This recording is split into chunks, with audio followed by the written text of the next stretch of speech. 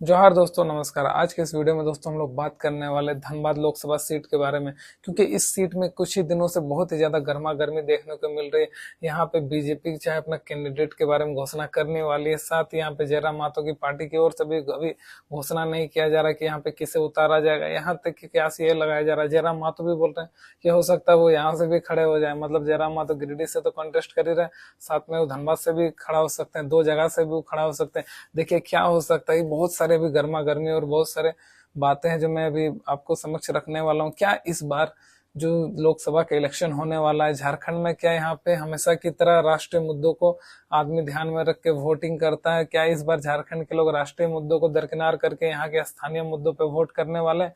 क्या यहाँ पे स्थानीय पार्टी के सांसद को जिताने वाले हैं? क्या हो सकता है 2 साल का आंदोलन का और जयराम महतो का करिश्मा क्या वोट कैप्चर कर सकता है, वोट काट सकता है, अपना पार्टी को जितवा सकते हैं जयराम महतो, या बीजेपी यहाँ पे क्या बड़े दाव खेल सकती है? सब पे एकदम डिटेल में चर्चा करने वाला है आज के वीडियो में कि इस बार का धनबाद में क्या हो सकता है लोकसभा इलेक्शन में।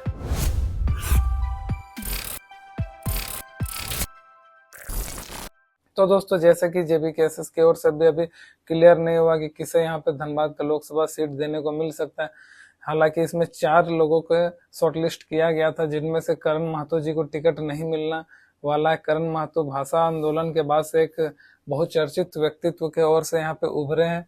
बताया जा रहा था कि करण महतो के नाम आने पे पार्टी में थोड़ा सा असहमति जताया गया, बोला गया कि ये करण महतो जी कभी भी इधर से उधर जा सकते हैं, क्योंकि जब डुमरी विधानसभा में स्वर्गीय जगन्नाथ महतो जी के निधन के बाद वहां पे बाई इलेक्शन हो रहा था, तो उनकी पत्नी बेबी देवी जी खड़ी हुई थी।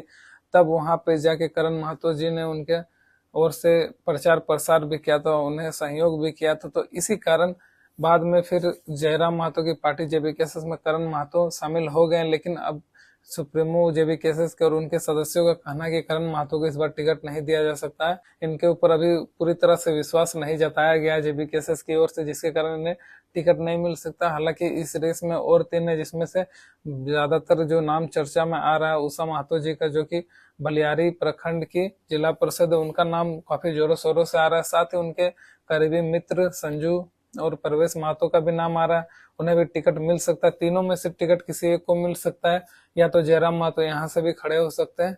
ये अभी 1-2 दिन में आपको सामने क्लियर होने ही वाला है।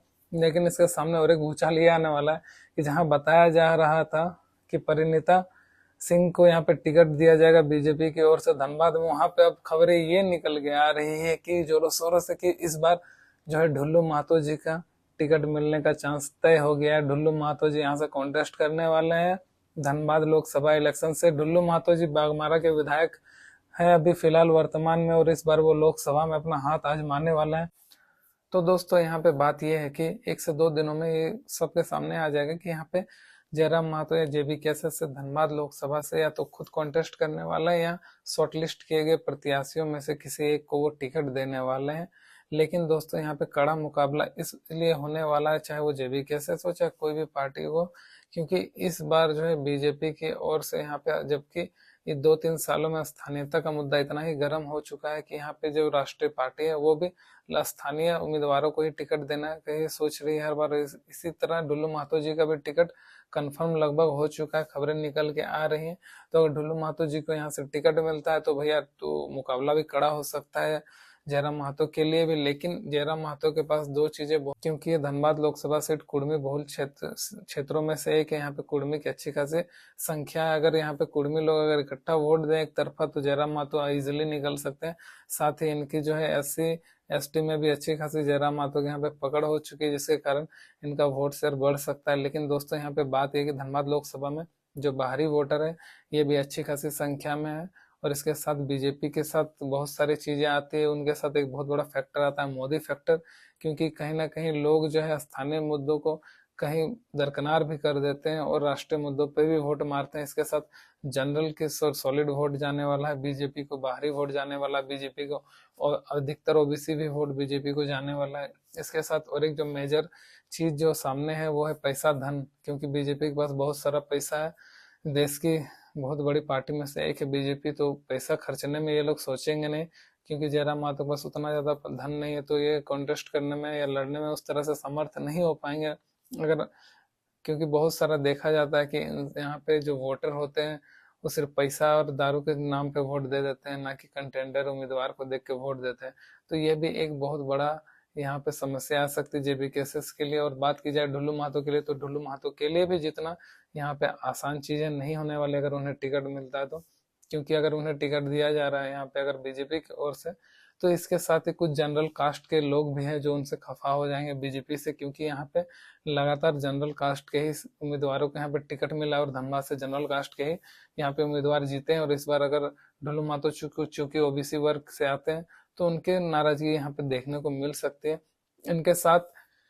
और एक ये बात है कि धनबाद जो लोकसभा सीट है उसमें ढुल्लू महतो को उतना अच्छा पकड़ नहीं है। इनकी जो पकड़ है ये अपने बाघमारा विधानसभा में ही है। तो लोकसभा अगर ये खड़े होता है, ये लड़ते हैं, तो पूरा का पूरा ये बीजेपी के ही नाम से लड़ पाएंगे और बीजेपी और मोदी के ही नाम से ये कॉन्टेस्ट कर पाएंगे। अन्यथा इनके लिए जितना भी मुश्किल हो सकता है।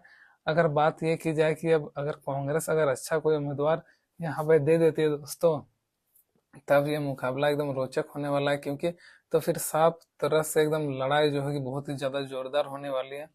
और अभी इस बार जो है इलेक्शन बहुत ही निर्णायक भूमिका में होगा। इस बार पता चल जाएगा कि झारखंड के लोग क्या चाहते हैं, या क्या यहाँ के स्थानीय मुद्दे हावी हैं, क्या यहाँ के जनमानस। ये 1-2 साल जितने भी आंदोलन चला, ये जो इतने सारे जनसभाएं किए गए जयराम महतो के द्वारा, क्या सफल हुआ, क्या ये वोट में कन्वर्ट कर पाए जयराम महतो, ये भी सामने निकल के आ जाएगा लोकसभा इलेक्शन के बाद। तो देखते हैं क्या होता है यहाँ पे इलेक्शन का हल, और हर अपडेट मैं आपके सामने जरूर लेके आऊंगा। तो वीडियो पे बस बने रहे और वीडियो को लाइक शेयर सब्सक्राइब जरूर करें दोस्तों।